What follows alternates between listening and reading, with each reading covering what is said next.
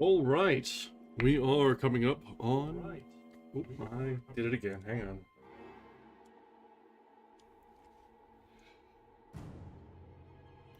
Always seem to be forgetting to turn the monitor down.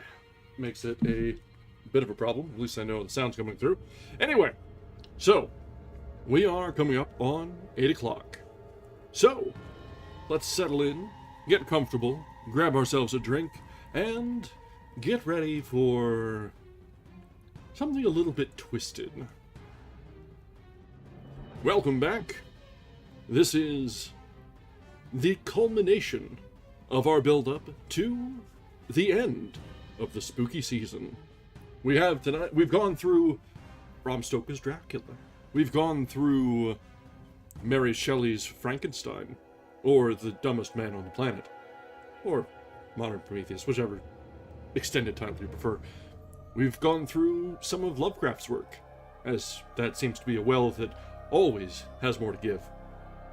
But now, let's take another turn to someone who's been the inspiration for Lovecraft, and has been always so very much captivating the minds of those who have been wanting a little bit of a scare. So, tonight we'll be reading several poems and general short stories and works by Edgar Allan Poe. Man's every bit as twisted and broken in the head as some of the other artists and authors that we've read before. And he's poured it out on the page. And my camera has died once again. Would you look at that? Yes indeed, 1 FPS.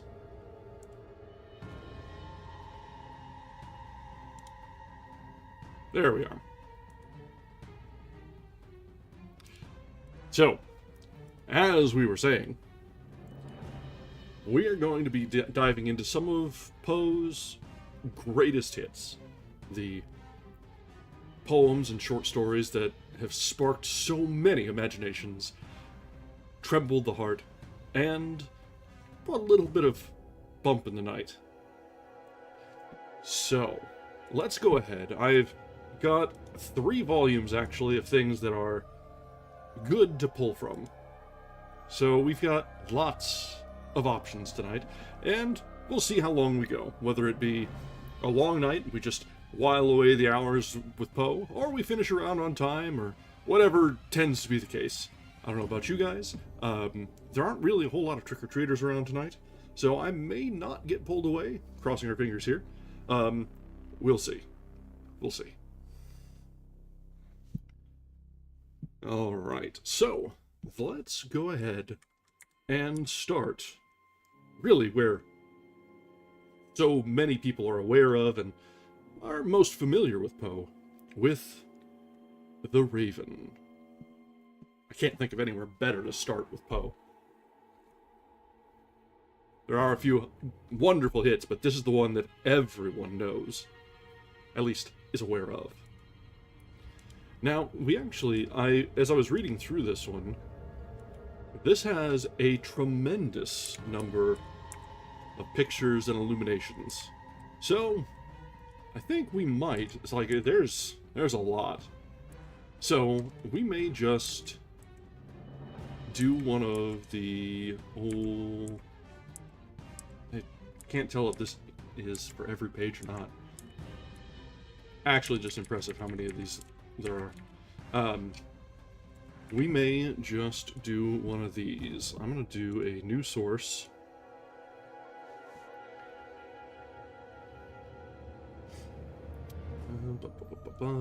Let's see. Let's do a window capture.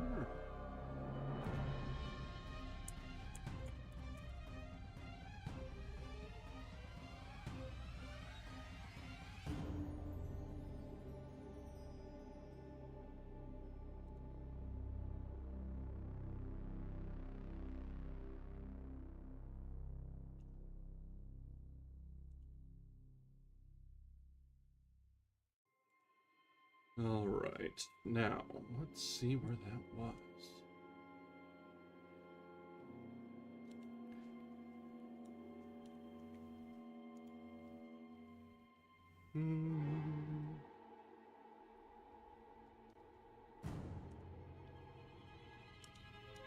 I wonder if it will catch on. Hang on. We are obviously doing this on the fly, so...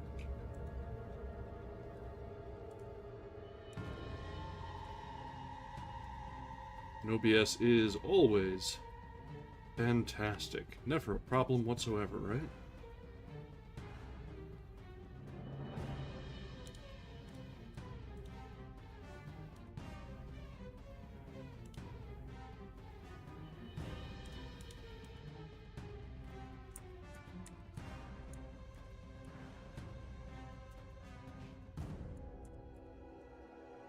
Yeah. Alright, it may not like us tonight. It is not liking the window capture, and I'm not feeling like doing a display capture on this because I'll probably scuff it up. So, we're gonna go without the images tonight. Sadly, they are quite nice, but if you look them up yourself, they are on the Raven on Gutenberg, and there are quite a lot of wonderful pencil arts.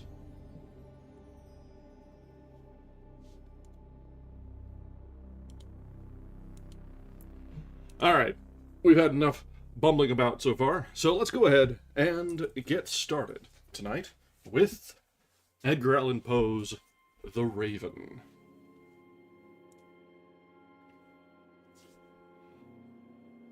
Once upon a midnight dreary, while I pondered, weak and weary, over many a quaint and curious volume of forgotten lore, while I nodded, nearly napping, suddenly there came a tapping, as of someone gently rapping at my chamber door.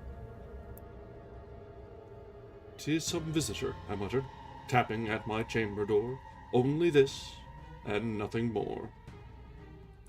Ah, distinctly I remember, it was in the bleak December, and each separate dying ember wrought its ghost upon the floor. Eagerly I wished the morrow.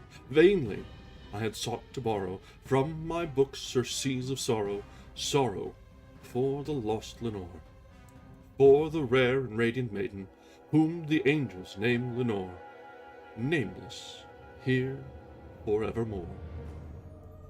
And the silken, sad, uncertain rustling of each purple curtain thrilled me, filled me with fantastic terrors never felt before, so that now, to still the beating of my heart, I stood repeating, "'Tis some visitor entreating entrance at my chamber door, some late visitor entreating entrance at my chamber door, that it is, and nothing more." Presently my soul grew stronger, hesitating then no longer. "Sir," said I, "or madam, truly your forgiveness I implore. But the fact is I was napping, and so gently you came rapping, and so faintly you came tapping, tapping at my chamber door, that I scarce was sure I heard you. Here I opened wide the door, darkness there, and nothing more." Deep into that darkness peering, long I stood there wondering, fearing, doubting, dreaming dreams no mortal ever dared to dream before. But the silence was unbroken, and the darkness gave no token, and the only word there spoken was the whispered word, "Oh." Thus I whispered, and an echo murmured back the word, "Oh." Merely this, and nothing more.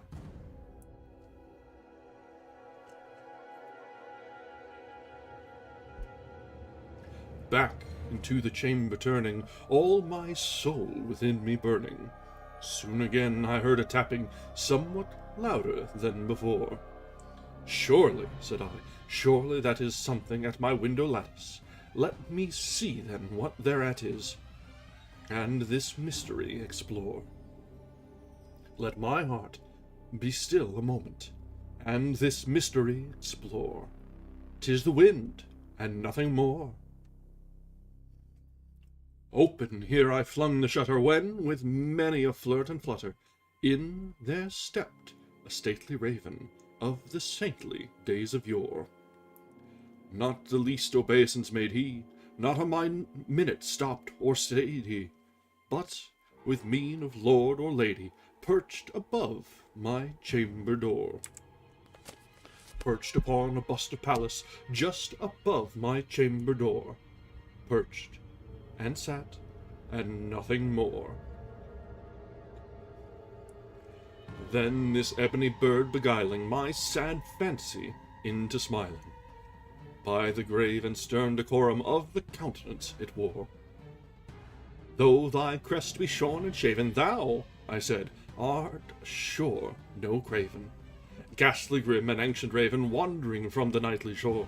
Tell me what thy lordly name is on the night's Plutonian shore. Quoth the raven, nevermore. Much I marvelled this ungainly fowl to hear discourse so plainly, though its answer little meaning, little relevancy bore.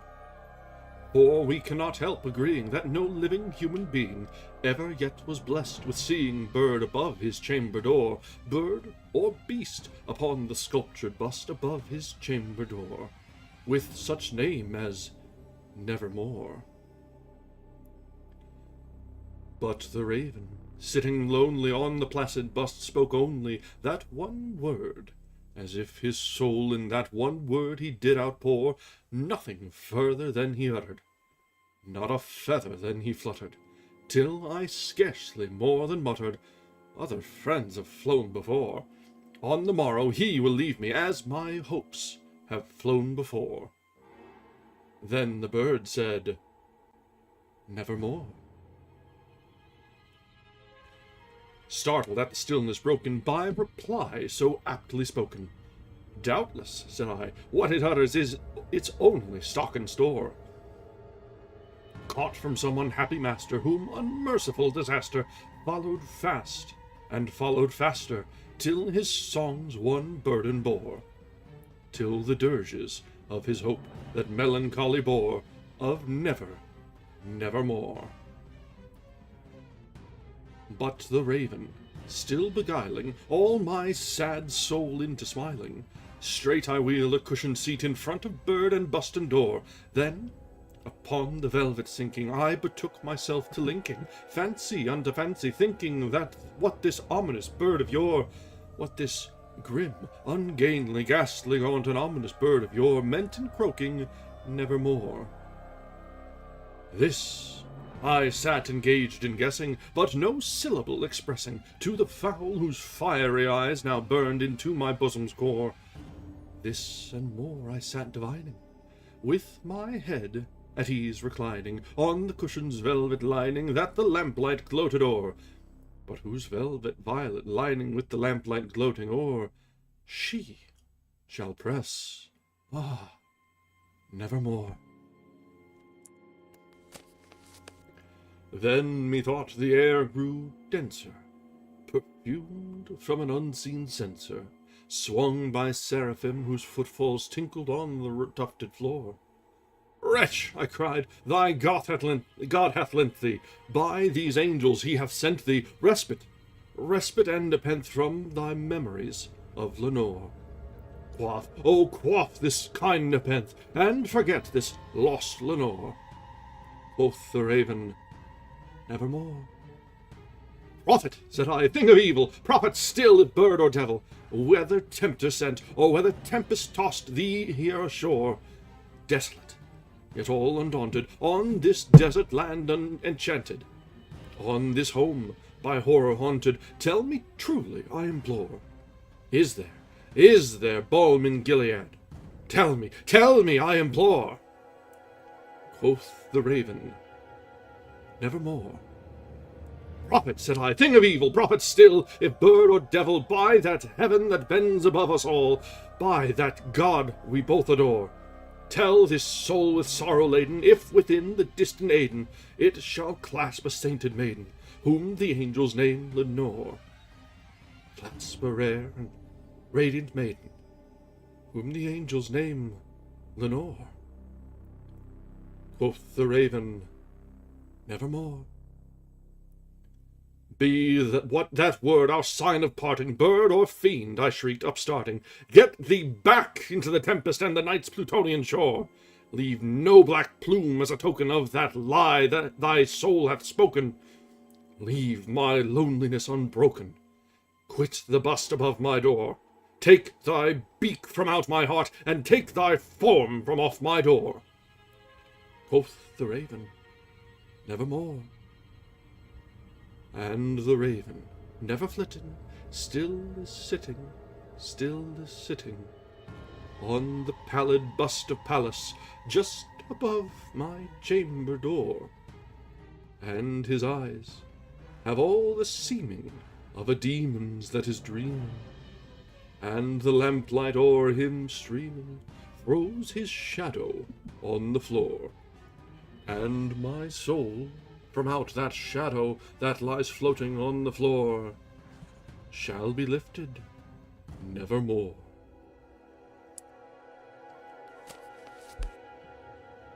And that is The Raven. Definitely one of the most famous, most referenced works of Poe's. It is relatively freeform prose, and it is very telling of his own state as he went through. Because man went through it. Let's be real. He's got a bit of a history there. So, that one is very good. Very, very good. And just that little bit of, ooh. Because there's always so much baggage that ravens carry, whether they be good omens, bad omens, birds of carrion, or otherwise just, pain in the asses. Yeah, he writes sad and unwell characters very well for a very good reason. Alright, this one was 17192. I have to carefully curate my library here, because in this version of my e-reader, I'm only allowed 20 books at a time. And so, on nights like this, when I have 3 different volumes for Poe, I have to remove them as soon as we finish. Alright, so, I did want to get to, for sure, we have to read The Telltale Heart tonight. Because that is another of his most famous works. Usually, if you look up Poe, you get The Raven and The Telltale Heart. Those are the things that you most readily see. And he's got just such a wide variety of wonderful, wonderful short stories. This is more on the prose side, as opposed to the verse that we had with Raven. So this is going to be a little less droning and unstoppable. The thing with the Raven is, whenever you're reading poetry or something that's written in verse like that, you have to be persistent. It has to keep going. You don't just break the flow. That's just rude. You can't do that. This one is a little bit more freeform.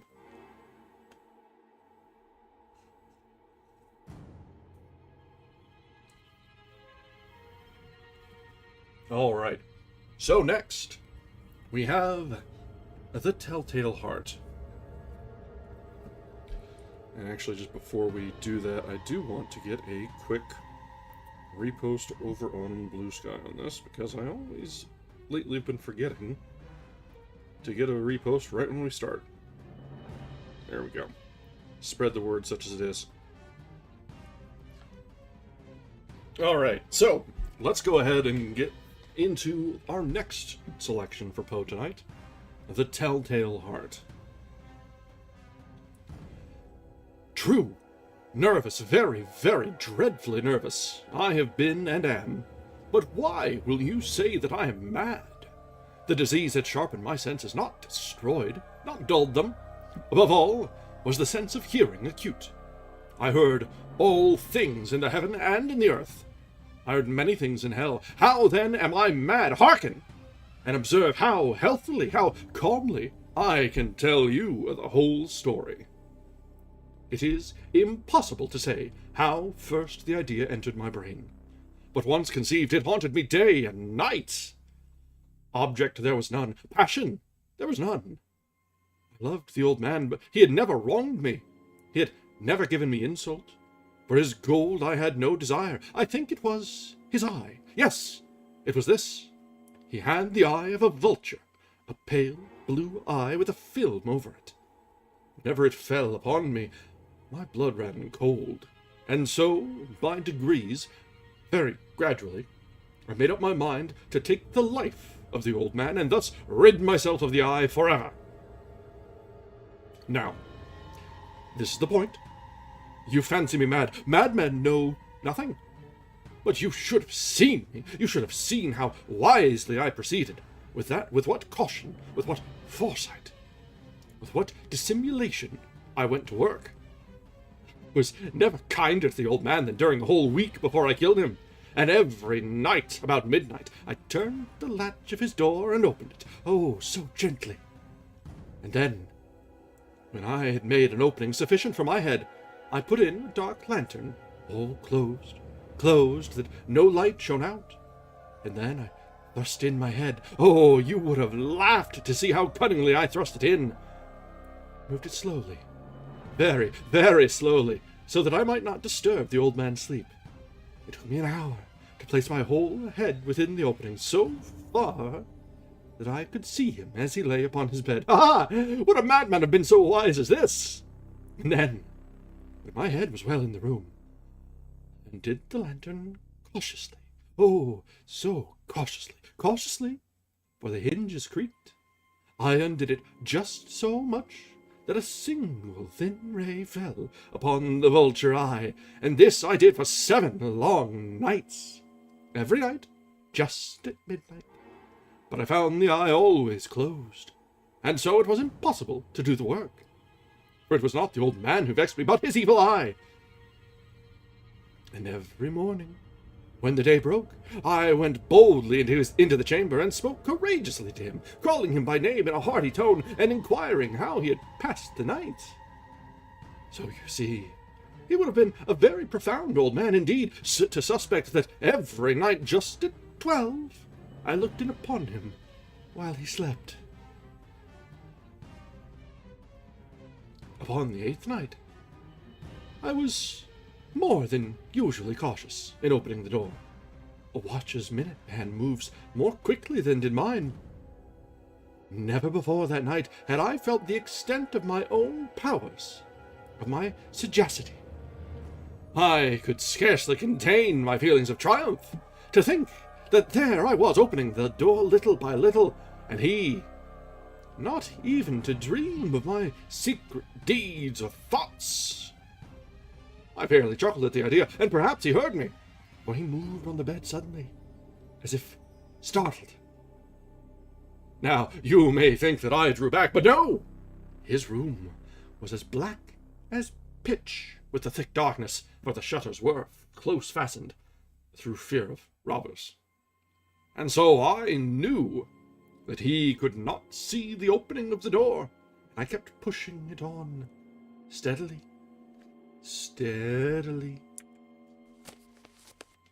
I had my head in, and was about to open the lantern when my thumb slipped upon the tin fastening, and the old man sprang up in bed, crying out, "Who's there?" I kept quite still, and said nothing. For a whole hour I did not move a muscle, and in the meantime I did not hear him lie down.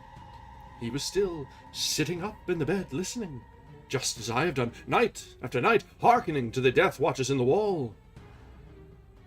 Presently, I heard a slight groan, and I knew it was the groan of mortal terror. It was not a groan of pain or of grief. Oh, no! It was the low, stifled sound that arises from the bottom of the soul when overcharged with awe. I knew the sound well. Many a night, just at midnight, when all the world slept, it has welled up from my own bosom, deepening with its dreadful echo the terrors that distracted me. I say I knew it well. I knew what the old man felt, and pitied him. Although I chuckled at heart, I knew that he had been lying awake ever since the first slight noise, when he had turned in the bed. His fears had been ever since growing upon him. He had been trying to fancy them causeless, but could not. He had been saying to himself, "It is nothing but the wind in the chimney. It is only a mouse crossing the floor, or it is merely a cricket which has made a single chirp."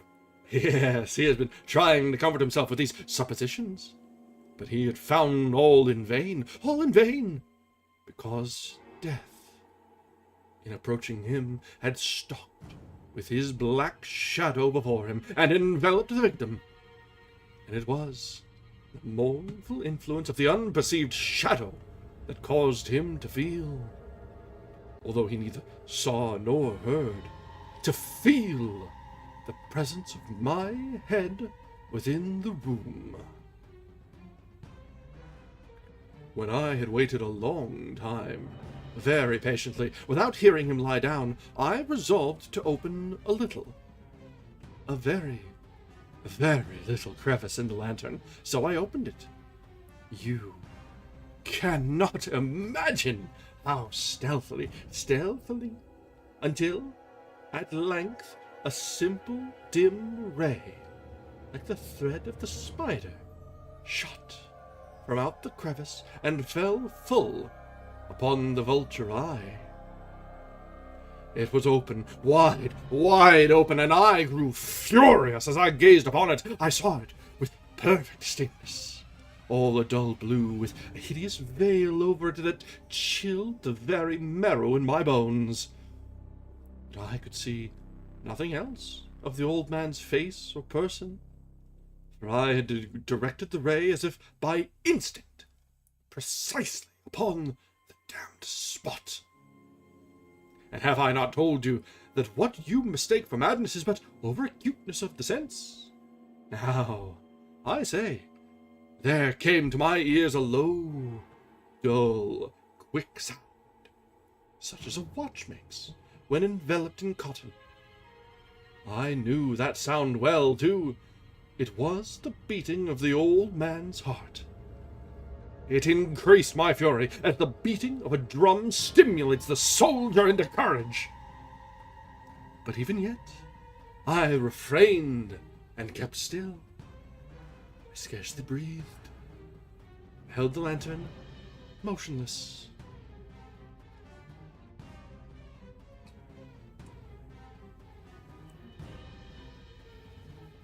I tried how steadily I could maintain the ray upon the eye. Meantime, the hellish tattoo of the heart increased. It grew quicker and quicker and louder every instant. The old man's terror must have been extreme. It grew louder, I say, louder every moment. Do you mark me well? I've told you that I am nervous. So I am. And now, at the dead hour of the night, amid the dreadful silence of that old house, so strange a noise as this excited me to uncontrollable terror. Yet, for some minutes longer, I refrained and stood still.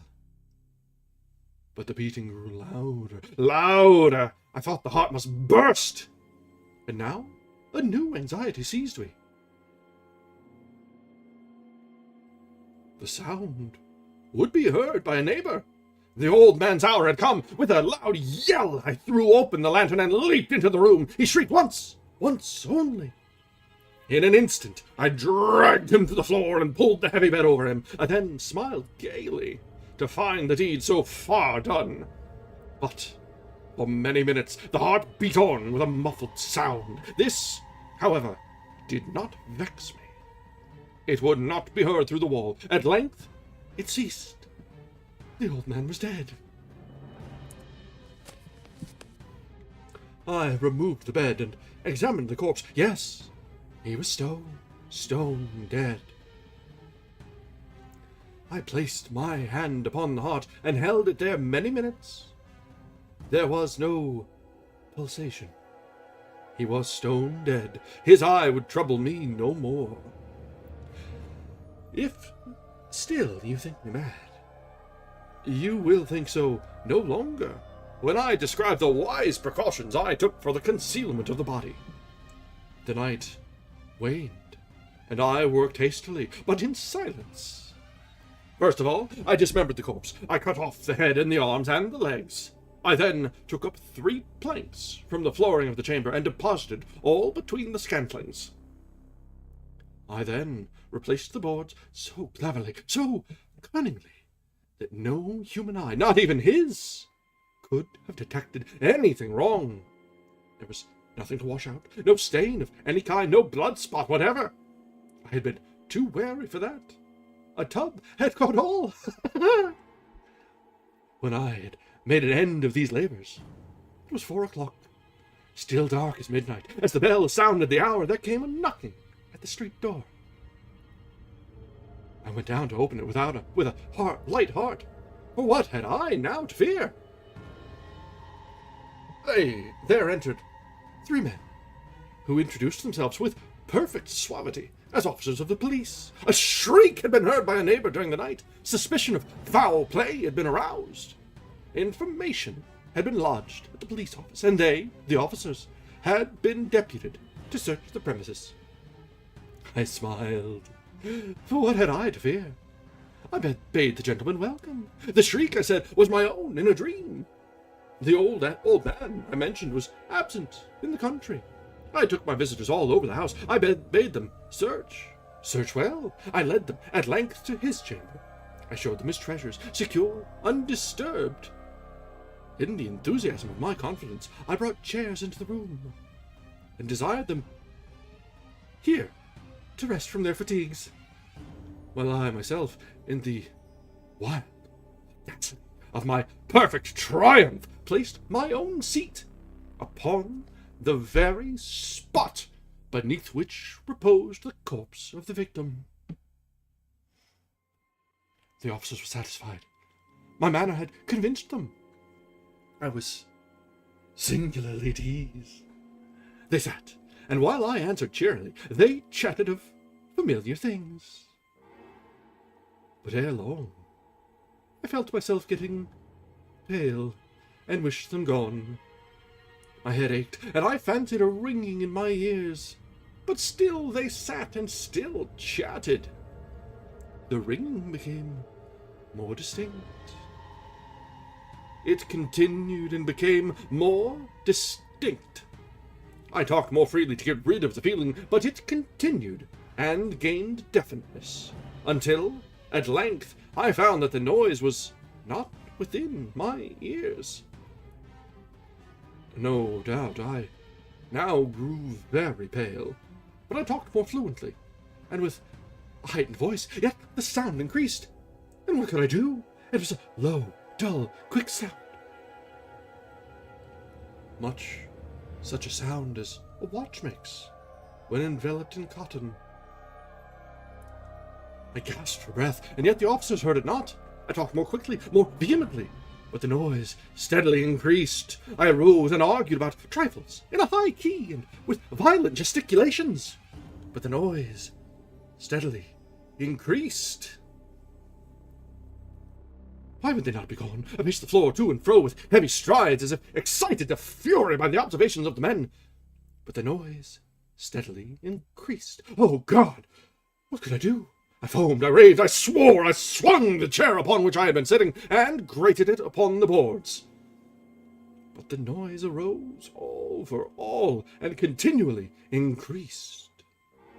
It grew louder, louder, louder, and still the men chatted pleasantly and smiled. Was it possible they heard not? Almighty God, no, they heard. They suspected, they knew. Making a mockery of my horror. This I thought, and this I think. But anything was better than this agony. Anything was more tolerable than this derision. I could bear those hypocritical smiles no longer. I felt that I must scream or die, and now, again! Hark! Louder, louder, louder, louder! Villains, I shrieked. Dissemble no more! I admit the deed! Tear off the planks! Here! It is the beating of his hideous heart! And that is the end of The Telltale Heart it is very easy to slip into a bit of a mad rambling when you're reading Poe.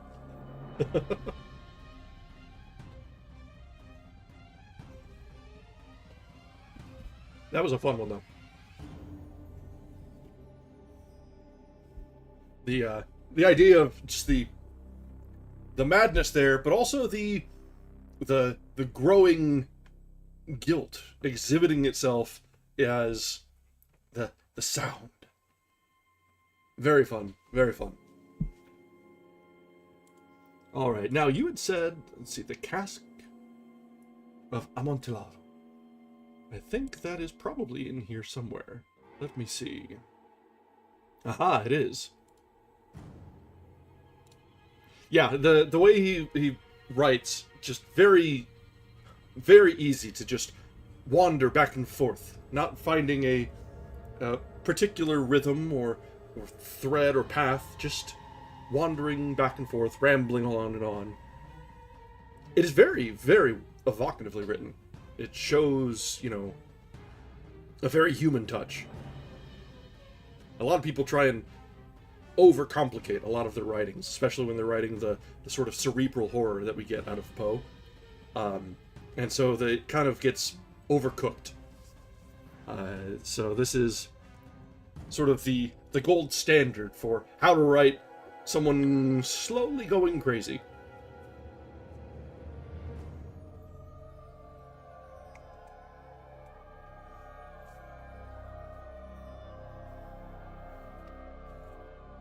All right, so let's see. Let's go ahead and you had mentioned the Cask of Amontillado, and we do have that here. So let's go ahead and do that one next. And kind of, there's not really any agenda for tonight. We're just going through the greatest hits, because so much of what Poe wrote are actual little short stories, not novellas, not novelettes, not anything that's like actually going to take up a whole session. It's like 4 to 6 pages or so for most of his stuff. So we can just kind of shoot down the list and really have a fun night of this tonight. And actually, I've not read most of his works. I've had read The Raven before, and I've had like cursory exposure to a lot of his stuff, as most of us are, just sort of getting an idea, a vibe from him. But I don't think I've actually read Poe before. So this is a good one. Well, I'll probably have to lend myself on your expertise and see which ones you'd like to hear tonight. So we'll go down the list and keep going. There's a fair few. So, all right. So next we'll go ahead and get into the Cask of Amontillado.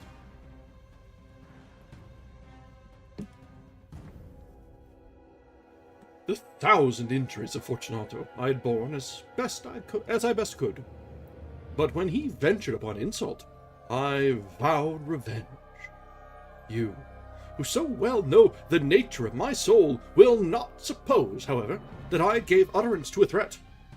At length, I would be avenged, and this was a point definitively settled.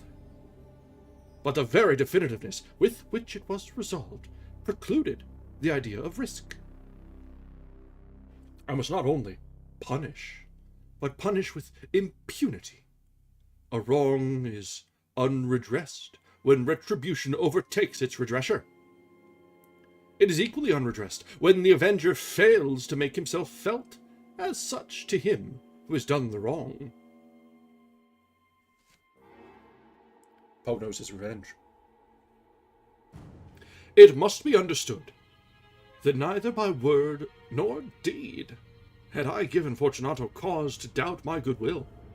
I continued, as was my wont, to smile in his face, and he did not perceive that my smile now was at the thought of his immolation. He had a weak point, this Fortunato.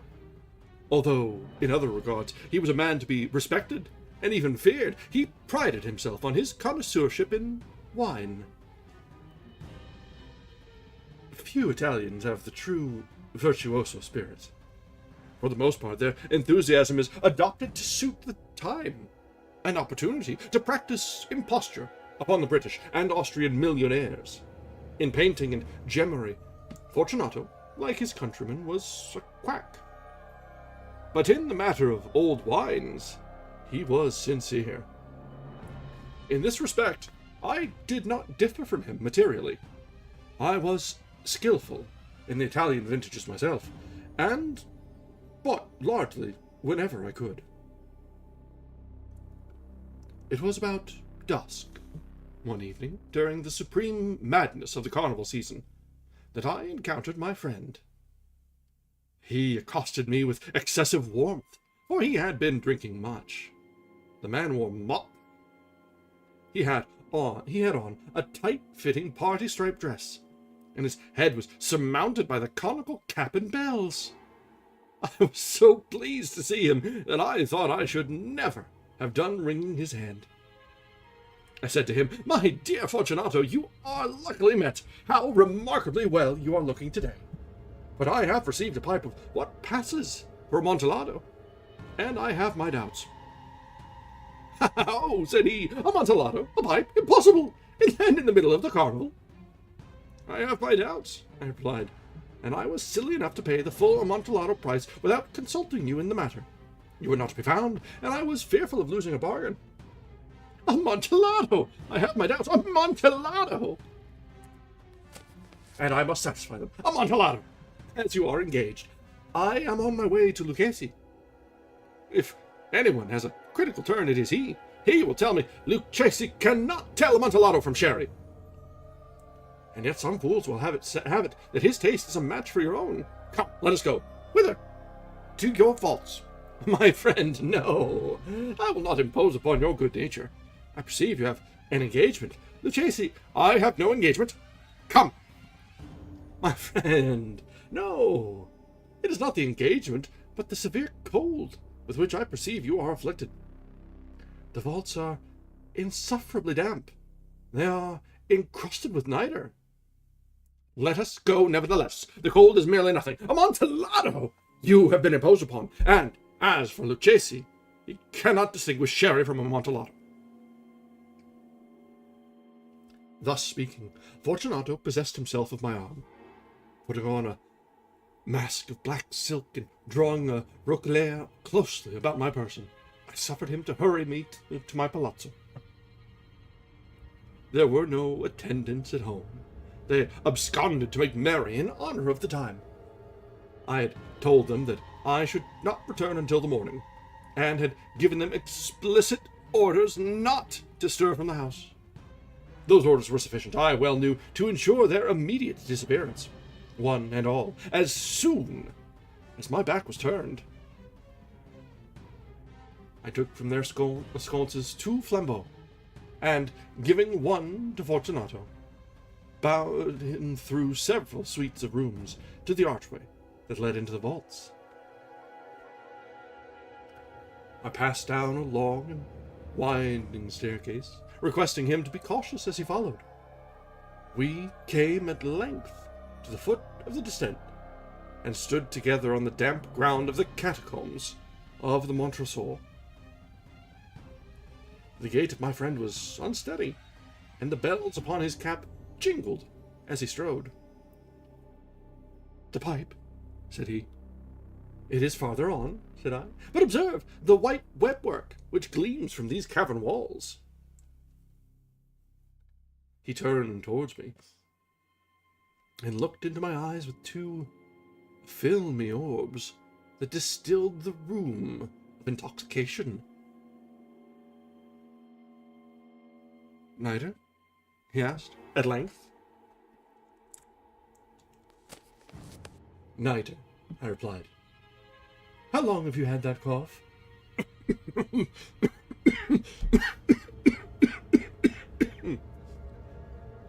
My poor friend found it impossible to reply for many minutes. "It is nothing," he said at last. "Come," I said with decision. "We will go back. Your health is precious. You are rich, respected, admired, beloved. You are happy, as once I was. You are a man to be missed. For me, it is no matter. We will go back. You will be ill, and I cannot be responsible. Besides, there is Lucchesi. Enough, said he. The cough is a mere nothing. It will not kill me. I shall not die of a cough. True, I replied. And, indeed, I had no intention of alarming you unnecessarily. But you should use all proper caution. A draught of this Medoc will defend us from the damps. Here I knocked off the neck of a bottle, which I drew from a long row of its fellows that lay upon the mould. Drink, I said, presenting him the wine. He raised it to his lips with a leer. He paused and nodded to me familiarly, while his bells jingled. I drink, he said, to the buried that repose around us. And I to your long life. He again took my arm, and we proceeded. These vaults, he said, are extensive. The Montresors, I replied, were a great and numerous family. I forget your arms. A huge human foot d'or in a field d'azur. The foot crushes a serpent rampant, whose fangs are embedded in the heel. And the motto? Nemo me impune lacessi. Good, he said. The wine sparkled in his eyes, and the bells jingled. My own fancy grew warm with the Medoc. We had passed through the walls of piled bones with casks and puncheons intermingling into the inmost recesses of the catacombs.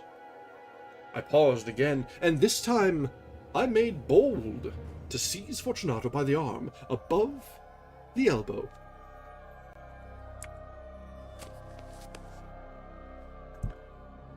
The nitre, I said. See, it increases. It hangs like moss upon the vaults. We are below the river's bed. The drops of moisture trickle among the bones. Come, we will get back ere it is too late. Your cough, it is nothing, he said. Let us go on. First, another draught of the Medoc. I broke and reached him a flagon of de Grave. He emptied it at a breath. His eyes flashed with a fierce light. He laughed and threw the bottle upwards with a gesticulation I did not understand. I looked at him in surprise. He repeated the movement, a grotesque one. You do not comprehend, he said. Not I replied. Then you are not of the Brotherhood. How? You are not of the Masons. Yes, I said. Yes. You! Impossible! A Mason! A Mason, I replied. A sign, he said. It is this, I answered, producing a trowel from beneath the folds of my roquelaire. You jest, he exclaimed, recoiling a few paces. But let us proceed to the Amontillado. Be it so, I said, replacing the tool beneath the cloak, and again offering him my arm. He leaned upon it heavily. We continued our route in search of the Amontillado. We passed through a range of low arches, descended, passed on, descending again, arrived at a deep crypt, in which the foulness of the air caused our flambeau rather to glow than flame. At the most remote end of the crypt, there appeared another, less spacious. Its walls had been lined with human remains, piled to the vault overhead in the fashion of the great catacombs of Paris. 3 sides of this interior crypt were still ornamented in this manner. From the 4th, the bones had been thrown down and lay promiscuously upon the earth, forming, at one point, a mound of some size. Within the wall thus exposed by the displacing of the bones, we perceived a still interior recess. In depth about 4 feet, in width 3, in height 6 or 7. It seemed to have been constructed for no especial use in itself, but formed merely the interval between 2 of the colossal supports of the roof of the catacombs. It was backed by one of their circumscribing walls of solid granite. It was in vain that Fortunato, uplifting his dull torch, endeavored to pry into the depths of the recess. Its termination, the feeble light did not enable us to see. "Proceed," I said. "Herein is the Amontillado. As for Lucchesi—" "He is an ignoramus," interrupted my friend, as he stepped unsteadily forward, while I followed immediately at his heels. In an instant, he had reached the extremity of the niche, and, finding his progress arrested by the rock, stood stupidly bewildered. A moment more, and I had fettered him to the granite. In its surface were 2 iron staples, distant from each other by about 2 feet, horizontally. From one of these depended a short chain, from the other a padlock. Throwing the links about his waist, it was but the work of a few seconds to secure it. He was too much astounded to resist. Throwing the key, I stepped back from the recess. "Pass your hand," I said, "over the wall. You cannot help feeling the nitre. Indeed, it is very damp. Once more, let me implore you to return. No? Then I must positively leave you. But I must first render you all the little attentions in my power." "The Amontillado!" ejaculated my friend, not yet recovered from his astonishment. "True," I replied, "the Amontillado." As I said these words, I busied myself among the pile of bones of which I have before spoken. Throwing them aside, I soon uncovered a quantity of building stone and mortar. With these materials, and with the aid of my trowel, I began vigorously to wall up the entrance of the niche. I had scarcely laid the first tier of my masonry when I discovered that the intoxication of Fortunato had in a great measure worn off. The earliest indication I had of this was a low, moaning cry from the depth of the recess. It was not the cry of a drunken man. There was then a long and obstinate silence. I laid the second tier, and the third, and the fourth, and then I heard the furious vibrations of the chain. The noise lasted for several minutes, during which, that I might hearken to it with the more satisfaction, I ceased my labors and sat down upon the bones. When at last the clanking subsided, I resumed the trowel, and finished without interruption the 5th, the 6th, and the 7th tier. The wall was now nearly upon a level with my breast. I again paused, and holding the flambeau over the masonwork, threw a few feeble rays upon the figure within. A succession loud and shrill screams, bursting suddenly from the throat of the chained form, seemed to thrust me violently back. For a moment I hesitated, trembled. Unsheathing my rapier, I began to grope with it about the recess, but the thought of an instant reassured me. I placed my hand upon the solid fabric of the catacombs, and felt satisfied. I reapproached the wall. I replied to the yells of him who clamored. I re-echoed. I aided. I surpassed them in volume and in strength. I did this, and the clamor grew still. It was now midnight, and my task was drawing to a close. I had completed the 8th, the 9th, and the 10th tier. I had finished a portion of the last and the 11th. There remained but a single stone to be fitted and plastered in. I struggled with its weight. I placed it partially in its destined position, but now there came from out the niche a low laugh that erected the hairs upon my head. It was succeeded by a sad voice, which I had difficulty in recognizing as that of the noble Fortunato. The voice said, "A very good joke indeed, an excellent jest. We will have many a rich laugh about it at the palazzo. Over our wine." The Amontillado, I said. Yes, the Amontillado. But is it not getting late? Will they not be awaiting us at the palazzo? The Lady Fortunato and the rest? Let us be gone. Yes, I said. Let us be gone. For the love of God, Montresor! Yes, he said, for the love of God. But to these words I hearkened in vain for a reply. I grew impatient. I cried aloud, Fortunato! No answer. I called again, Fortunato! No answer still. I thrust a torch through the remaining aperture and let it fall within. There came forth in return only a jingling of the bells.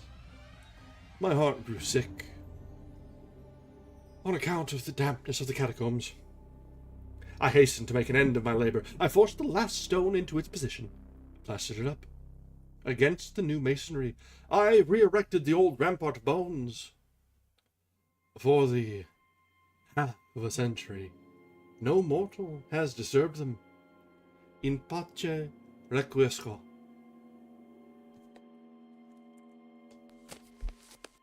And that is the Cask of Amontillado. Ooh, that one was really cold-blooded. Holy moly.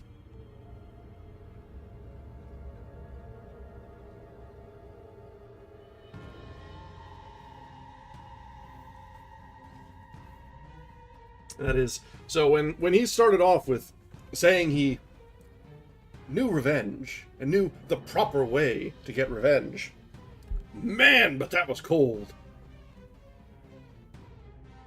Ooh.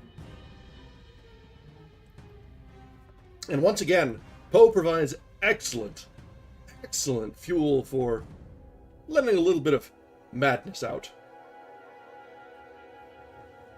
Yeah, he writes a great revenge story. We don't even know what the revenge was about. We don't need to know. That's the thing. That's why it's so good. It could be justified. It could be something completely inane and banal. For all we know, it could be some random slight. And that is kind of the wonder of it. It doesn't matter what the motive was. We just see the execution of the revenge, the cold-hearted finish to it all. The end of the story is always the important part anyway, right? Right. And to get it done right, and not be found out for 50 years, this is about the opposite of the Telltale Heart, where that didn't even last an evening. Alright, we may, let's see, is Hop Frog one of ours that we have tonight? Don't see it in volume 2. Let's check volume 1 here.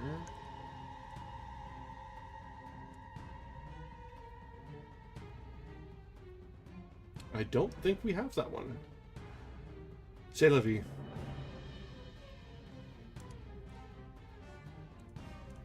Alright. Just taking a look.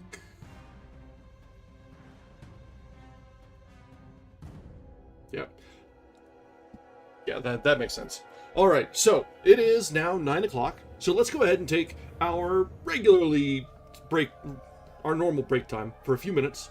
I'll refresh my wine a little bit, and we will be back in just a little bit. Take the time in the meantime. If you have any other Poe stories that you would like to hear, feel free to drop them in the chat. Otherwise, I'll pick from the proverbial hat when we get back, and we'll find something fun to while away the time. Alright, we'll be back in just a little while. Thanks!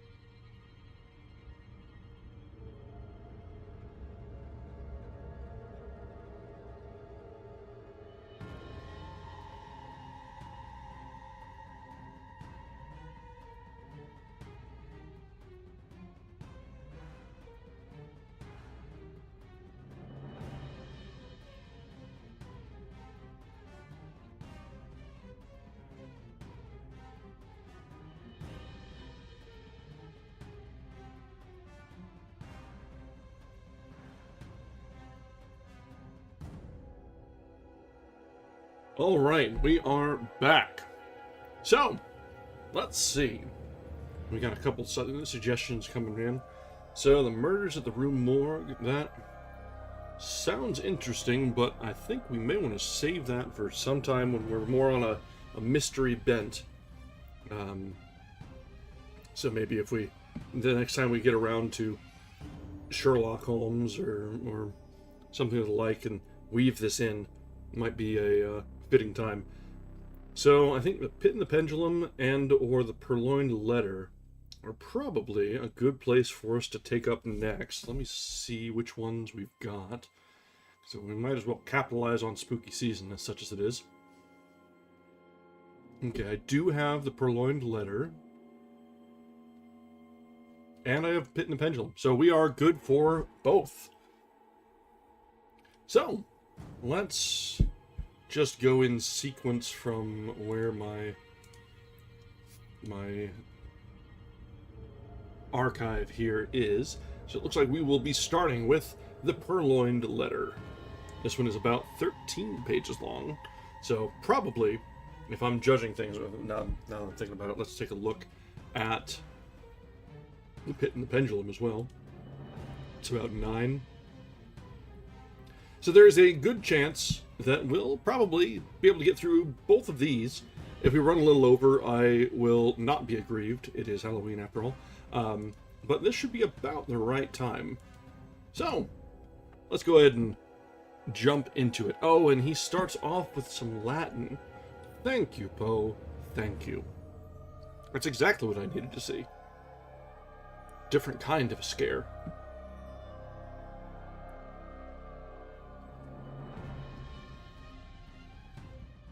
I'm glad I topped up my wine. I may need it.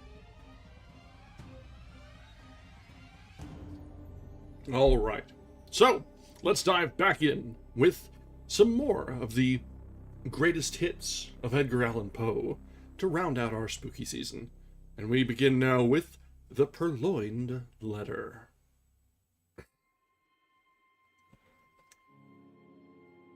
Nil sapientiae odiosius acumine nimio, Seneca.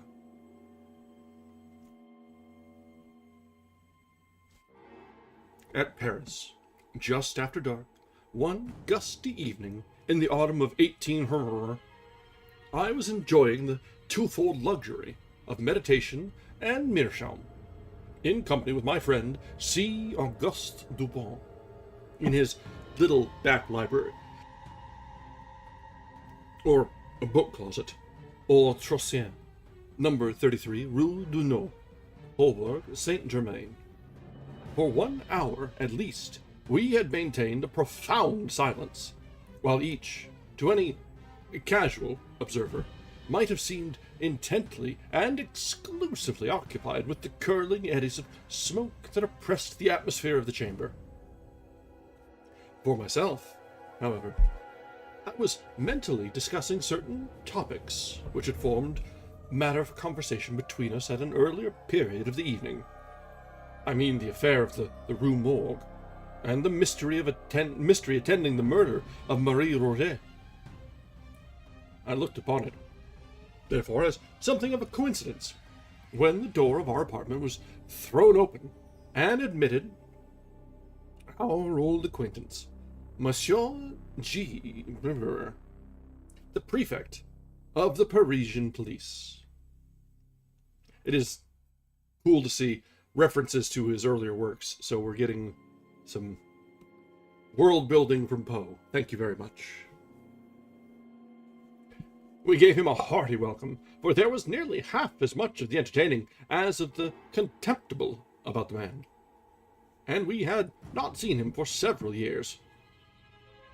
We had been sitting in the dark, and Dupont now arose for the purpose of lighting a lamp, but sat down again, without doing so, upon G's saying that he had called to consult us, or rather, to ask the opinion of my friend about some official business, which he had occasioned a great deal of trouble. If it is of any point requiring reflection, observed Paul, as he forbore to enkindle the wick, we shall examine it to better purpose in the dark. And he's Another of your odd notions, said the prefect, who had a fashion of calling everything odd that was beyond his comprehension, and thus lived amid an absolute legion of oddities. Poe throwing shade here, damn. Very true, said Dupin, as he supplied his visitor with a pipe, and rolled towards him a comfortable chair. And what is the difficulty now? I asked. Nothing more in the assassination way, I hope. Oh, no, nothing of that nature. The fact is, the business is very simple indeed, and I make no doubt that we can manage it sufficiently well ourselves. But then I thought Dupin would like to hear the details of it, because it is so excessively odd. Simple and odd, said Dupin. Why, yes, and not exactly that either. The fact is, we have all been a good deal puzzled because the affair is so simple, it baffles us altogether. Perhaps it is the very simplicity of the thing which puts you at fault, said my friend. What nonsense you talk, replied the prefect, laughing heartily. Perhaps the mystery is a little too plain, said Dupin. Oh, good heavens, who ever heard of such an idea? A little too self-evident. Oh, roared our visitor, profoundly amused. Oh, Dupin, you will be the death of me yet. And what, after all, is the matter on hand? I asked. Why, I will tell you, replied the prefect, as he gave a long, steady, and contemplative puff, and settled himself in his chair. I will tell you in a few words, but before I begin, let me caution you that this is an affair demanding the greatest secrecy, and that I should most probably lose the position I now hold, were it known that I confided it to anyone. Proceed, said I. Or not, said Dupin. Well then, I have received personal information from a very high quarter that a certain document of the last importance has been purloined from the royal apartments. The individual who purloined it is known, this beyond a doubt. He was seen to take it. It is known also that it still remains in his possession. How is this known? Asked Dupin. It is clearly inferred, replied the prefect, from the nature of the document, and from the non-appearance of certain results, which would at once arise from its passing out of the robber's possession. That is to say, from his employing it as he must design in the end to employ it. Be a little more explicit, I said. Well, I may venture so far as to say that the paper gives its holder a certain power in a certain quarter, where such power is immensely valuable. The prefect was fond of the cant of diplomacy. Still, I do not quite understand, said Dupin. No, well, the disclosure of the document to a third person, who shall be nameless, would bring in question the honor of a personage of most exalted station, and this fact gives the holder of the document an ascendancy over the illustrious personage whose honor and peace are so jeopardized. But this ascendancy, I interposed, would depend upon the robber's knowledge of the loser's knowledge of the robber. Who would dare? The thief, said G, is the Minister D. Who dares all things, those unbecoming as well as those becoming a man. The method of the theft was not less ingenious than bold. The document in question, a letter to be frank, has been received by the personage robbed while alone in the royal boudoir. During its perusal, she was suddenly interrupted by the entrance of the other exalted personage, from whom especially it was her wish to conceal it. After a hurried and vain endeavour to thrust it in a drawer, she was forced to place it, open as it was, upon a table. The address, however, was uppermost, and the contents thus unexposed, the letter escaped notice. At this juncture enters the minister. His lynx eye immediately perceives the paper, recognizes the handwriting of the address, observes the confusion of the personage addressed, and fathoms her secret. After some business transactions hurried through in his ordinary manner, he produces a letter somewhat similar to the one in question, opens it, pretends to read it, and then places it in close juxtaposition to the other. Again he converses for some 15 minutes upon the public affairs. At length In taking leave, he takes also from the table the letter to which he had no claim. Its rightful owner saw, but of course dared not call attention to the act. In the presence of the third personage who stood at her elbow, the minister decamped, leaving his own letter.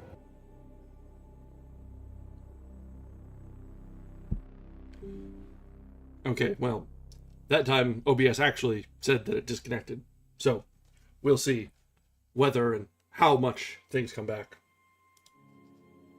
But I think we're live. I should hope we're live. Yep, I think we're good. No more drop frames. It disconnected and then came right back, which is surprising, honestly. Usually if it drops like that, it might not actually be YouTube. It might be on my end. But let's not pretend. We can always blame YouTube. We can always blame YouTube. Alright. Yes, replied the prefect, and the power thus attained has, for some months past, been wielded for political purposes to a very dangerous extent. The personage robbed is more thoroughly convinced every day of the necessity of reclaiming her letter, but this, of course, cannot be done openly. In fine, driven to despair, she has committed the matter to me. Then whom, said Dupin, amid a perfect whirlwind of smoke, no more sagacious agent could, I suppose, be desired, or even imagined. You flatter me, replied the prefect. But it is possible that some such opinion may have been entertained. It is clear, said I, as you observe, that the letter is still in the possession of the minister, since it is this possession, and not any employment of the letter, which bestows the power. With the employment, the power departs. True, said G, and upon this conviction I proceeded. My first care was to make thorough search of the minister's hotel, and here my chief embarrassment lay in the necessity of searching without his knowledge. Beyond all things, I have been warned of the danger which would result from giving him reason to suspect our design. But, said I, you are quite au fait in these investigations. The Parisian police have done this thing often before. Oh yes, and for this reason I did not despair. The habits of the minister gave me, too, a great advantage. He is frequently absent from home all night. His servants are by no means numerous. They sleep at a distance from their master's apartment, and, being chiefly Neapolitans, are readily made drunk. I have keys, as you know, with which I can open any chamber or cabinet in Paris. For 3 months a night has not passed, during the greater part of which I have not been engaged personally in ransacking the hotel. My honor is interested, and, to mention a great secret, the reward is enormous. So I did not abandon the search until I had become fully satisfied that the thief is a more astute man than myself.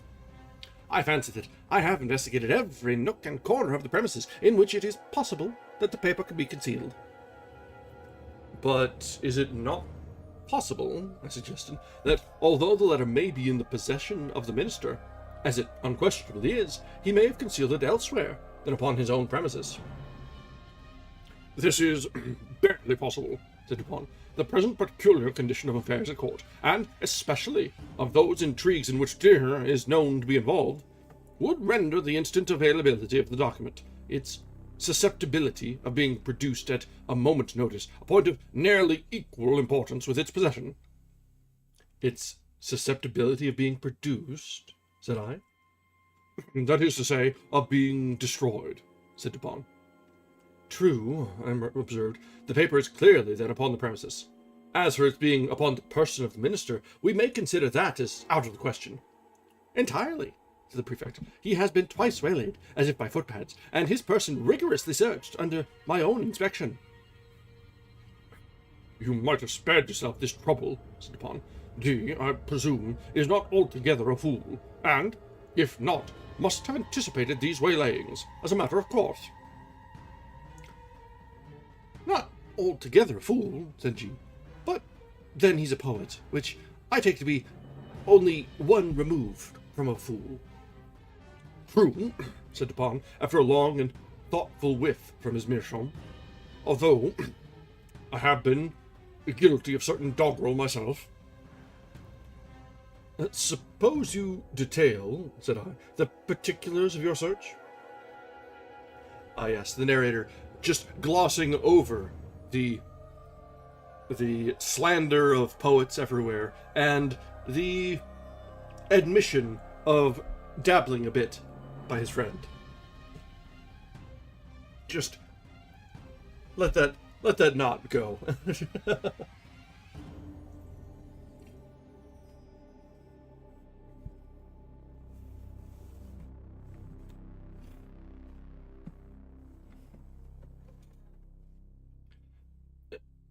Why, the fact is, we took our time, and we searched everywhere.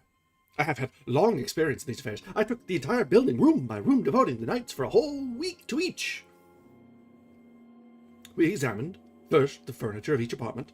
We opened every possible drawer, and I presume you know that, to a properly trained police agent, such a thing as a secret drawer is impossible. Any man is a dolt who permits a secret drawer to escape him in a search of this kind. The thing is so plain.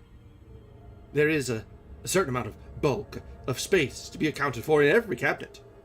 Then we have accurate rules. The 50th part of a line could not escape us. After the cabinets, we took the chairs. The cushions we probed with fine, long needles. You have seen me employ. From the tables, we removed the tops. Why so? Sometimes the top of a table, or other similarly arranged pieces of furniture, is removed by the person wishing to conceal an article. Then the leg is excavated, the article deposited within the cavity, and the top replaced. The bottoms and tops of bedposts are employed in the same way. Okay, Poe actually is kind of pioneering spy thriller stuff right here, because this is exactly the sort of thing you would expect to see from, like, a Bond inspection or something along the lines.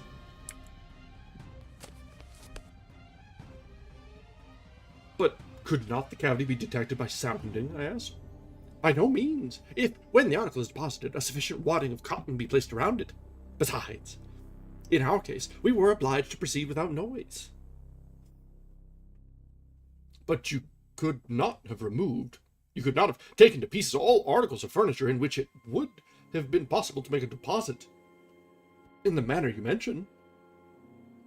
A letter may be compressed into a thin spiral roll, not differing much in shape or bulk from a large knitting needle. And in this form, it might be inserted into the rung of a chair, for example. You did not take to pieces all the chairs. Certainly not, but we did better. We examined the rungs of every chair in the hotel, and indeed the joinings of every description of furniture, by the aid of a most powerful microscope. Had there been any traces of recent disturbance, we should not have failed to detect it instantly. A single grain of gimlet dust, for example, would have been sufficient, been as obvious as an apple. Any disorder in the gluing, any unusual gaping in the joints, would have sufficed to ensure detection. I presume you looked to the mirrors, between the boards and the plates, and you probed the beds and the bedclothes, as well as the curtains and carpets. That, of course. When we had absolutely completed every particle of the furniture in this way, then we examined the house itself. We divided its entire space into compartments, which we numbered so that none might be missed. Then we scrutinized each individual square inch throughout the premises, including the two houses immediately adjoining, with the microscope as before. The two houses adjoining, I exclaimed. You must have had a great deal of trouble. We had, but the reward offered is prodigious. You include the grounds about the houses. All the grounds are paved with brick. They give us comparatively little trouble. We examined the moss between the bricks and found it undisturbed. You looked among Dear's papers, of course, and into the books of the library. Certainly. We opened every package and parcel. We not only opened every book, but we turned over every leaf in each volume, not contenting ourselves with a mere shake, according to the fashion of some of our police officers. We also measured the thickness of every book cover, with the most accurate measurement, and applied to each the most jealous scrutiny of the microscope. Had any of the bindings been recently meddled with, it would have been utterly impossible that the fact should have escaped observation. Some 5 or 6 volumes, just from the hands of the binder, we carefully probed longitudinally with the needles. You explored the floors beneath the carpets? Beyond doubt. We removed every carpet and examined the boards with the microscope. Okay, this guy's actually quite thorough. And the papers on the walls? Yes. and looked into the cellars. We did. Then, I said, you have been making a miscalculation, and the letter is not upon the premises, as you suppose. I fear you are right there, said the prefect. And now, Dupont, what would you advise me to do? To make a thorough research of the premises. That is absolutely needless, replied G. I am not more sure that I breathe than I am that the letter is not at the hotel. I have no better advice to give you, said Dupont. You have, of course, an accurate description of the letter. Oh, yes. And here the prefect, producing a memorandum book, proceeded to read aloud a minute account of the internal and, especially, of the external appearance of the missing document. Soon after finishing the perusal of this description, he took his departure, more entirely depressed in spirits than I had ever known the good gentleman before. In about a month afterwards, he paid us another visit, and found us occupied very nearly as before. He took a pipe and a chair, and entered into some ordinary conversation. At length, I said, Well, but G, what of the purloined letter? I presume you have at last made up your mind that there is no such thing as overreaching the minister. Confound him, say I guess. I made the re-examination, however, as Dupont suggested, but it was all labor lost, as I knew it would be. How much was the reward offered, did you say? Asked Dupont. Why, a very great deal, a very liberal reward. I don't like to say how much precisely, but one thing I will say, that I wouldn't mind giving my individual check for 50,000 francs to any one who could obtain me that letter. The fact is, it is becoming of more and more importance every day, and the reward has only been lately doubled. If it were trebled, however, I could do no more than I have done.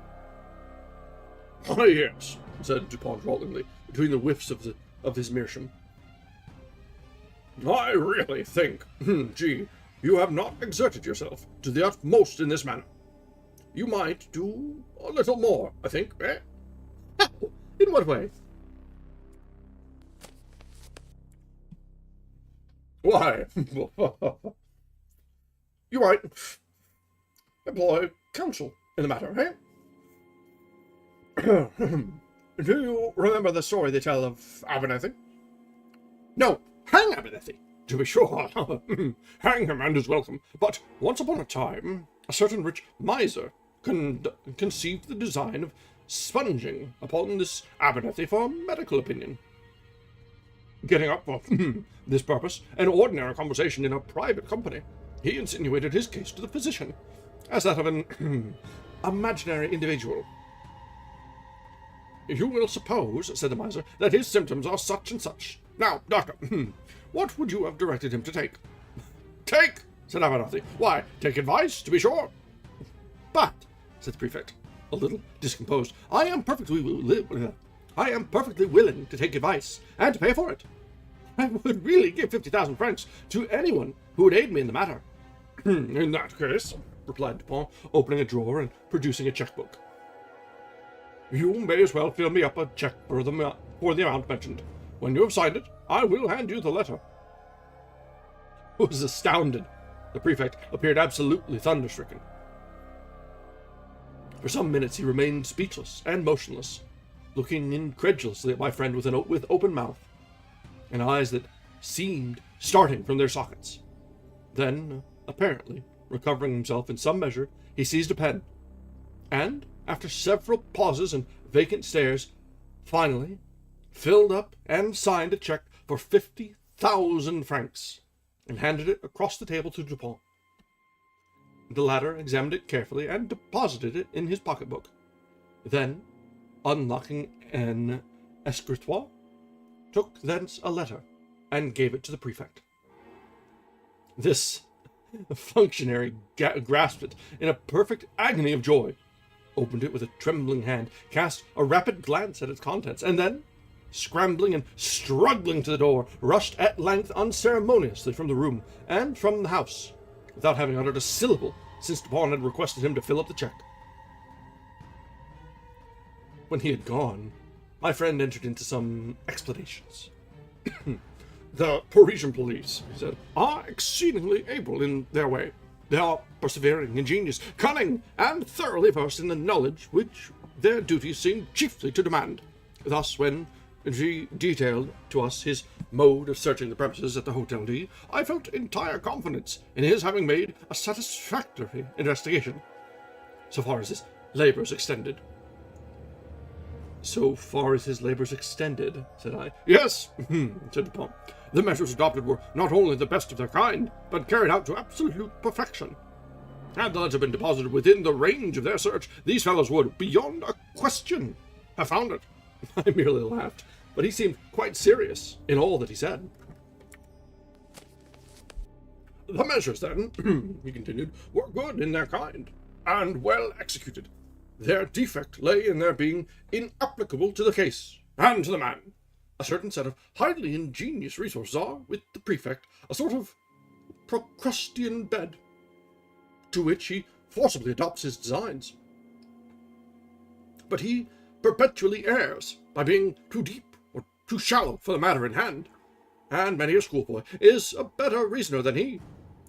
I knew one about 8 years of age whose success at guessing in the game of even and odd attracted universal admiration. This game is simple and is played with marbles. One player holds in his hand a number of these toys and demands of another whether that number is even or odd. If the guess is right, the guesser wins one. If wrong, he loses one. And the boy to whom I allude won all the marbles of the school.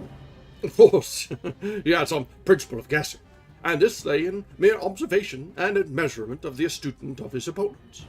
For example, an arrant simpleton is his opponent, and, holding up his closed hands, asks, are they even or odd? The schoolboy replies, odd, and loses.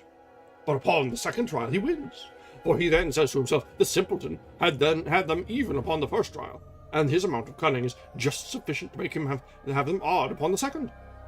I will therefore guess odd. He guesses odd and wins. Now, with a simpleton a degree above the first, he would have reasoned thus. This fellow finds that in the first instance I guessed odd, and in the second he will propose to himself upon the first impulse a simple variation from even to odd. As to the first simpleton, but then a second thought will suggest that this is too simple a variation, and finally he will decide upon putting it even as before. I will therefore guess even. He guesses even and wins.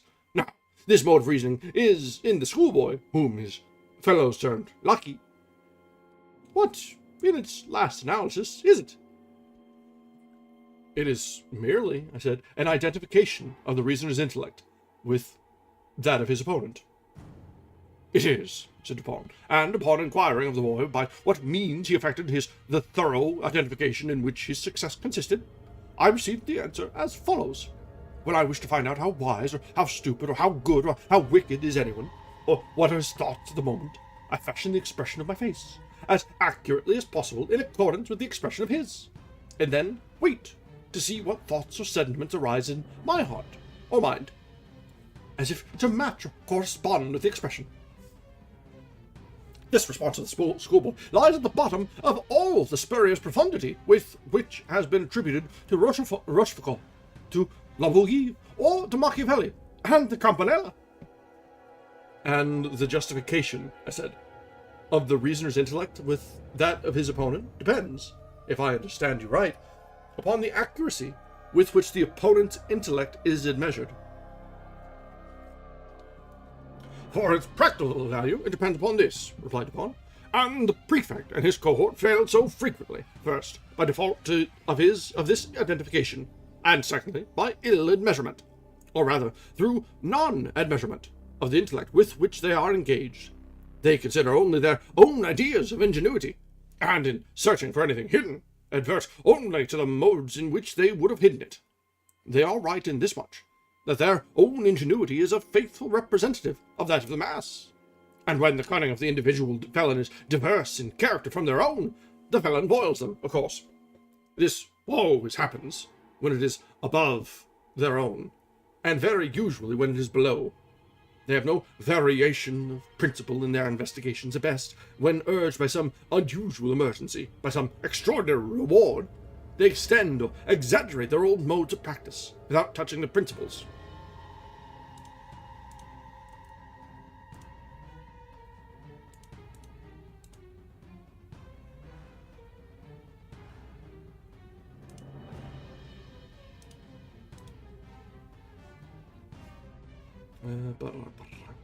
But, for example, in this case of D, has been done to vary the principle of action.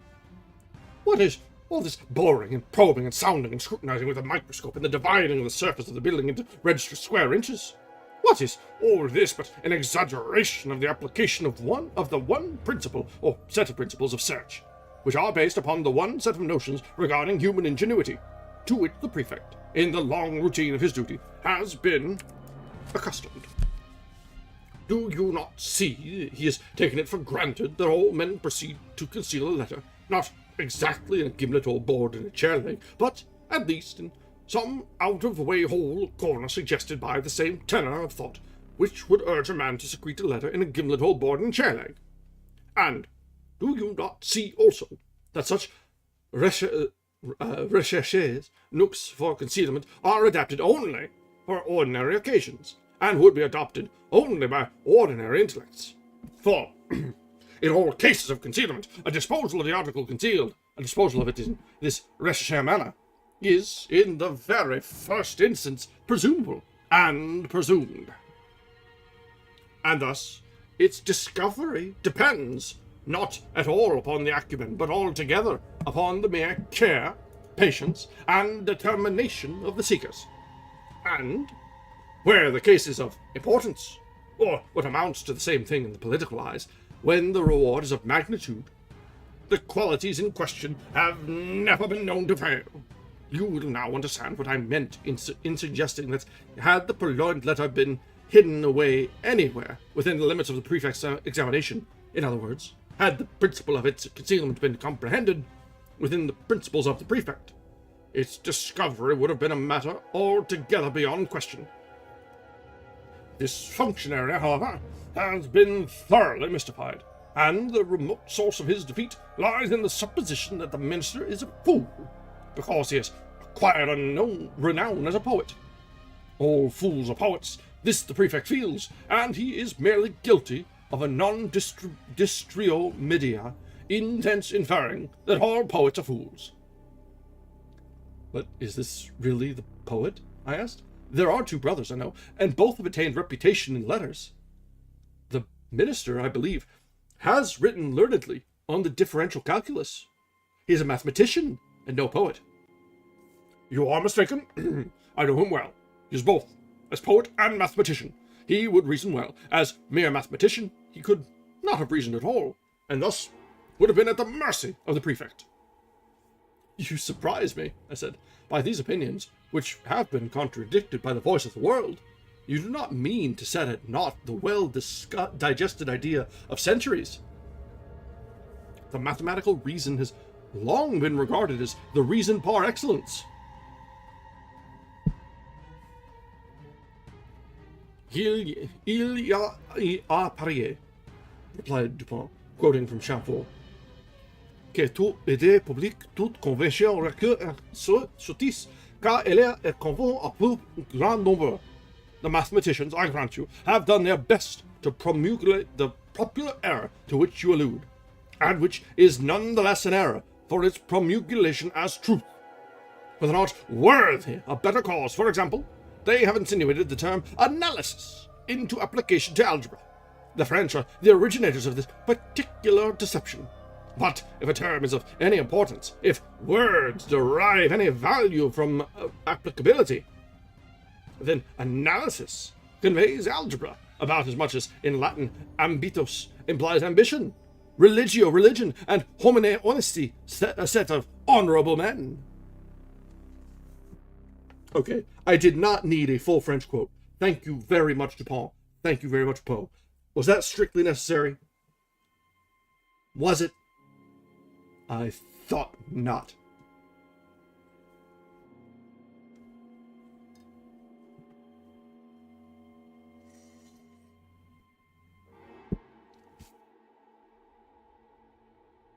You have a quarrel in hand, I see, said I, with some of the algebraists of Paris, but proceed. I dispute the availability, and thus the value, of that reason which is cultivated by any especial form other than the abstractly logical. I dispute, in particular, the reason adduced by mathematical study. The mathematics are the science of form and quantity.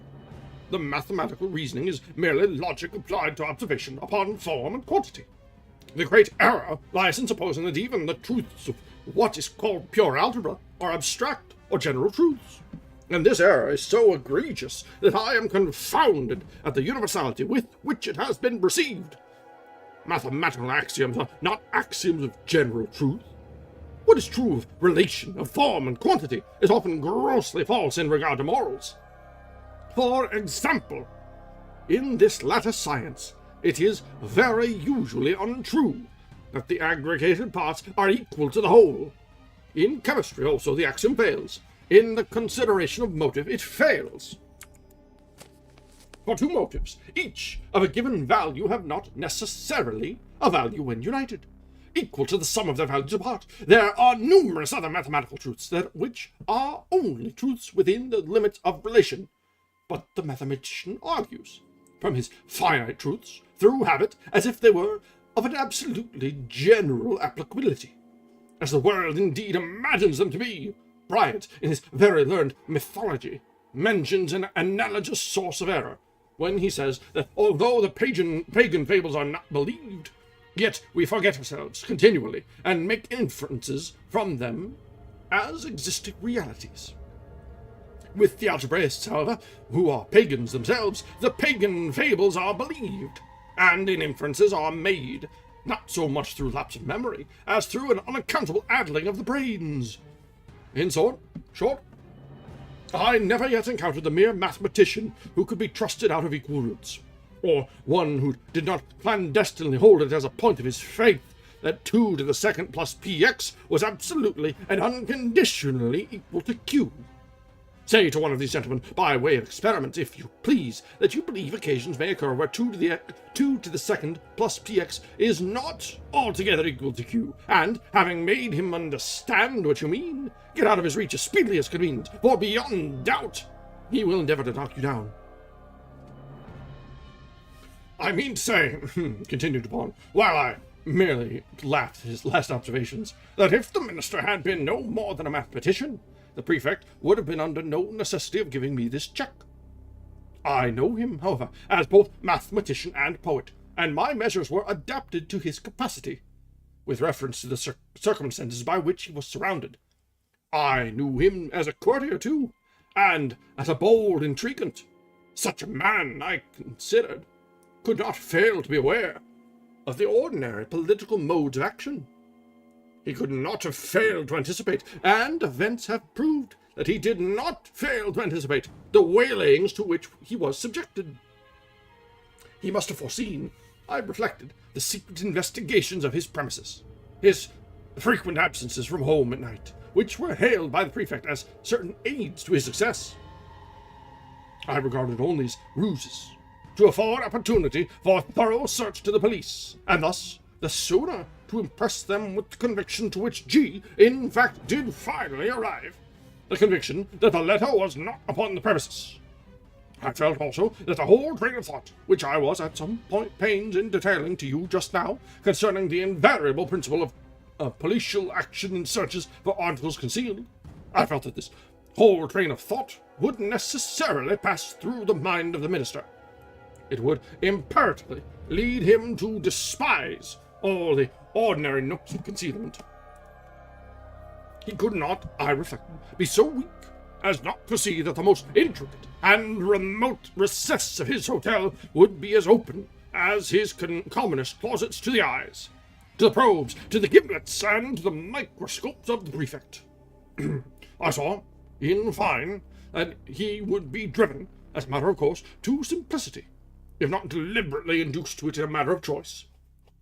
You will remember, perhaps, how desperately the prefect laughed when I suggested, upon our first interview, that it was just possible this mystery troubled him so much on account of its being so very self-evident. Yes, said I remember his merriment well. I really thought he would have fallen into convulsions. The material world, continued Dupont, abounds with very strict analogies to the immaterial. And thus, some colour of the truth has been given to the rhetorical dogma, that metaphor, or simile, may be made to strengthen an argument, as well as to embellish a description. The principle of the V inertia, or, for example, seems to be identical in physics and metaphysics. It is not more true in the former that a large body is with more difficulty set in motion than a smaller one, and that its subsequent momentum is commensurate with this difficulty than it is, in the latter, that intellects of the vaster capacity, while more forcible, more constant, and more eventful in their movements than those of inferior grade, are yet the less readily moved, and more embarrassed and full of hesitation in the first few steps of their progress. Again, have you ever noticed which of the street signs over the shop doors are the most attractive of attention? I've never given the matter a thought, I said. There's a game of puzzles, he resumed, which is played upon a map. One party playing requires another to find a given word, the name of a town, river, state, or empire, any word, in short, upon the motley and perplexed surface of the chart. A novice in the game generally seeks to embarrass his opponents by giving them the most minutely lettered names, but the adept selects such words as stretch in large characters from one end of the chart to the other. These, like the over largely lettered signs and placards of the street, escape observation by dint of being excessively obvious. And here, the physical oversight is precisely analogous with the moral inapprehension by which the intellect suffers to pass unnoticed those considerations which are too obtrusively and too palpably self-evident. But this is a point, it appears, somewhat above or beneath the understanding of the prefect. He never once thought it probable or possible that the minister had deposited the letter immediately beneath the nose of the whole world, by way of best preventing any portion of that world from perceiving it. But the more I reflected upon the daring, dashing, and discriminating ingenuity of Titi, upon the fact that the document must always have been at hand if he intended to use it to good purpose, and upon the decisive evidence obtained by the prefect that it was not hidden within the limits of that dignitary's ordinary search, the more satisfied I became that, to conceal this letter, the minister had resorted to the comprehensive and sagacious expedient of not attempting to conceal it at all.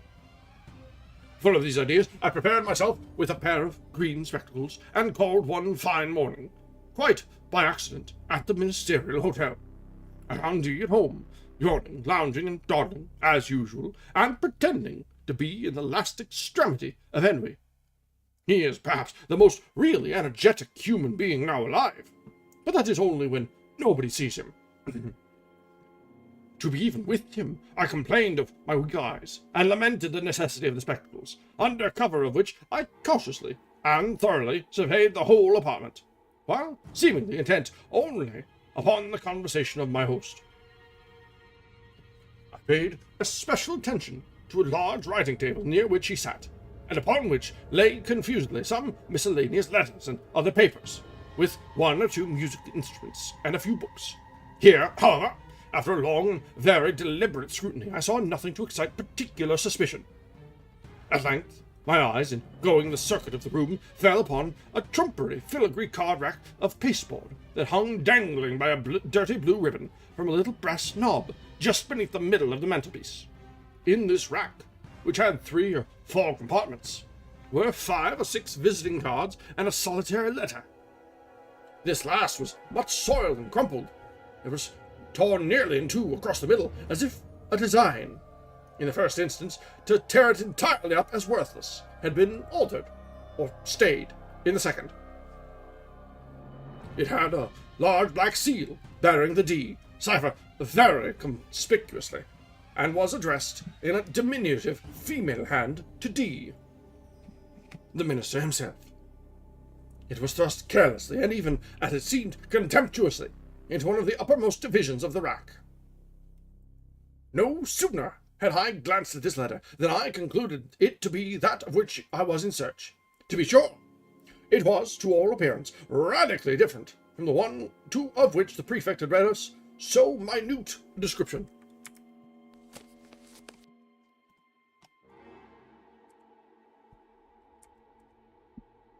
Here, the seal was large and black, with the D cipher. There it was small and red, with the ducal arms of the S family. Here, the address to the minister, diminutive and feminine, where there the superscription to a certain royal personage was markedly bold and decided. The size alone formed a point of correspondence, but then the radicalness of these differences, which was excessive, the dirt and the soiled and torn condition of the paper, so inconsistent with the true methodical habits of D, and so suggestive of a design to delude the beholder into an idea of the worthlessness of the document. These things, together with the obtrusive situation of this document, full in the view of every visitor, and thus exactly in accordance with the conclusions to which I had previously arrived, these things, I say, were strongly corroborative of suspicion in one who came with the intention to suspect. I protracted my visit as long as possible, and while I maintained a most animated discussion with the minister upon a topic which I knew well had never failed to interest and excite him, I kept my attention really riveted upon the letter.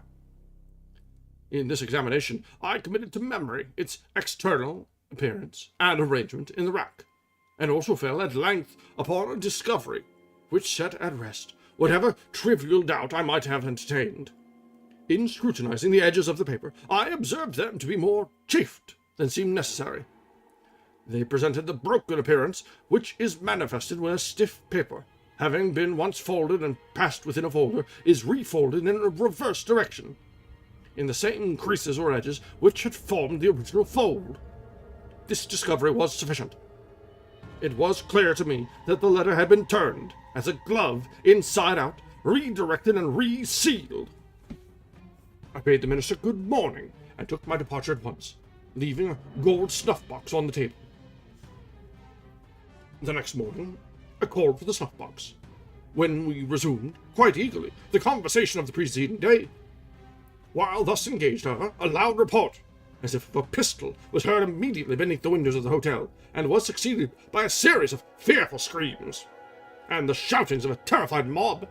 D rushed to a casement, threw it open, and looked out. In the meantime, I stepped to the card rack, took the letter, put it in my pocket, and replaced it by a facsimile, so far as regards externals, which I had carefully prepared in my lodgings, imitating the D cipher very readily, by means of a seal formed of bread. The disturbance in the street had been occasioned by the frantic behavior of a man with a musket. He had fired it among a crowd of women and children. It proved, however, to have been without a ball, and the fellow was suffered to go his way as a lunatic or a drunkard. When he had gone, D came from the window, whither I had followed him immediately upon securing the object in view. Soon afterwards I bid him farewell. The pretended lunatic was a man in my own pay. "But what purpose had you," I asked, "in replacing the letter by a facsimile? Would it not have been better at the first visit to have seized it openly and departed?" "D," replied Dupin, "is a desperate man, and a man of nerve. His hotel, too, is not without attendants devoted to his interests. Had I made the wild attempt as you suggest, I might never have left the ministerial presence alive. The good people of Paris might have heard of me no more. But I had an object apart from these considerations. You know my political prepositions. In this matter, I act as a partisan of the lady concerned. For 18 months, the minister has had her in his power, and she now has him in hers. Since, being unaware that the letter is not in his possession, he will proceed with his exactions as if it was. Thus will he inevitably commit himself, at once, to his political destruction. His downfall, too, will not be more precipitate than awkward. It is all very well to talk about the facili de averne, but in all kinds of climbing, as Catalani said of singing, it is far more easy to get up than to come down. In the present instance, I have no sympathy, at least no pity, for him who descends. He is that monstrum horrendum, an unprincipled man of genius. I confess, however, that I should very well like to know the precise character of his thoughts, when, being defied by her whom the prefect terms a certain personage, he is reduced to opening the letter, which I left for him in the card rack. How?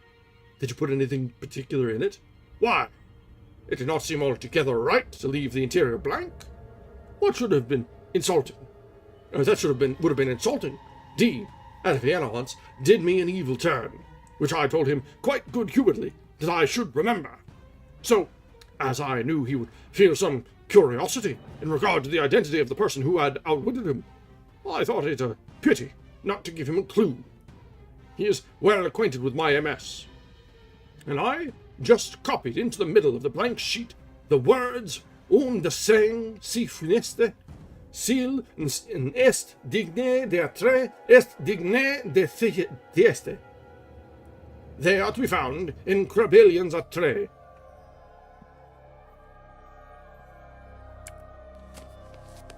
And that is the end of the Purloined Letter. That was a very, very long, roundabout way to get to a bit of petty revenge. And I'm here for it. I'm here for it. This is slightly lower stakes than the previous revenge. We weren't walling anyone up while being chained in the catacombs. No. Just ruining a man politically who probably deserved it, and leaving a cryptic letter to be found and think, yes, this was me, haha, sucks to suck. I like it. It's a little bit of a divergence from the horror aspect that we've seen previously, but still very, very good. The little twist at the end, the turning of the knife, very good. And it felt very much like, yeah, I was just about to say that it felt very much like the deductions and reasoning of Holmes. So, 43 years before Holmes was invented, that's pretty impressive, honestly. Which, it's surprising how late Holmes came about, honestly. Because Poe wrote in the mid-1800s. So, it is quite cool. Time is an illusion that evades us all. Speaking of time, that brings us to about 10 o'clock. And this is honestly a great place to leave off. And I don't mind coming back to Poe for other things and other sessions. Because, as we've seen, he hits a lot of different notes. He's got the horror, the creepy. He's got the mystery and the detective style. So, really, there's something for all moods. So we can keep these around for future short stories, filling time, and whatever the needs may be. Yeah, exactly. These are just the most common ones that are here, the most well-known. There are other writings that are a little harder to find, or just not nearly as popular. That is kind of our bread and butter here, isn't it? Just the reading things that are otherwise either unknown or unknown to us at the given time. So, let's go ahead and call this an evening tonight. I wish everyone a very happy Halloween. If you've had any trick-or-treaters come by, I hope they've been well and goodly compensated for their troubles. Otherwise, hit up your local store tomorrow and get yourself some half-off candy. Because you know what? That's the best time to get next year's Halloween candy. Yeah, I didn't have any this year either. I set out a bowl, and if I'm being entirely honest, the candy in the bowl might be from 2018 or so, ish, give or take a couple years. I don't get a whole lot of trick-or-treaters around here, despite living in a neighborhood with pretty high density of people and a higher than normal density of old folks. You'd think this would be like a prime destination for trick-or-treaters, but no. I always just make sure I buy things that I would eat. So if it's sitting around for a while, I'll just graze a little while. Oh, that's pretty cool. That's a nice thing for your landlady to do. Get on the good side of the kids, should any actually show up, and If you don't, if none show up, you get candy. I can deal with that.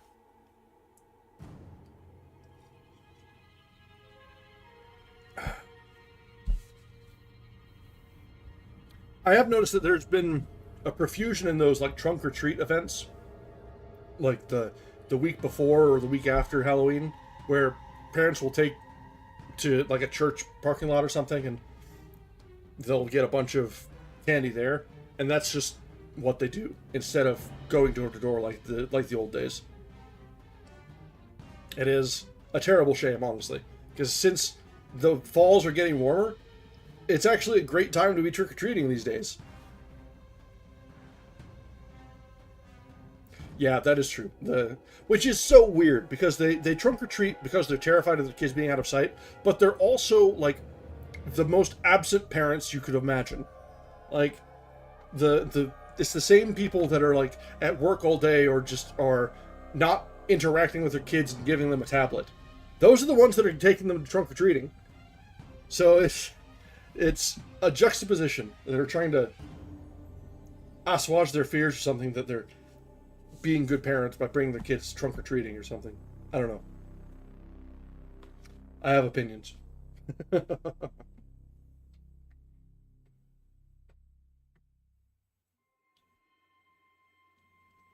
is true. They have tracking apps on those tablets. So the kids aren't getting up to any good, but they're certainly not getting up to any adventure or mischief either.